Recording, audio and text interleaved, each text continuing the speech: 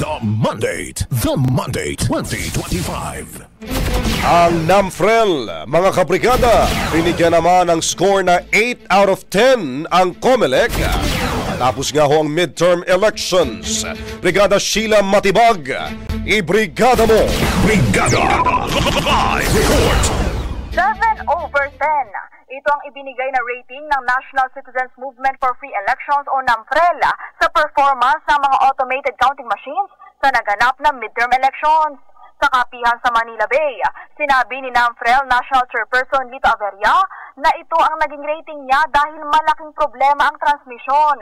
Kung iipunin din niya ang problema sa ACMs, hindi pa ito maikukumpara sa problema ng pagtatransmit. Ani Averia, apektado ng problema sa transmisyon ng election results na kung hindi umano maibibigay sa publiko ay magdudulot ng malaking katanungan. Samantala, binigyan naman ng election watchdog ang buong Commission on Elections o COMELEC ng 8/10 na rating.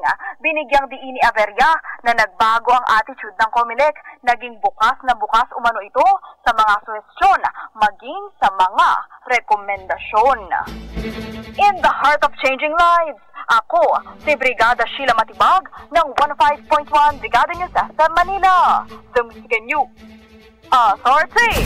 The Monday. Ang bahaging ito ay hatid sa atin ng Maxan Mangosteen Santon Coffee. Max Healthy, Max Sarap.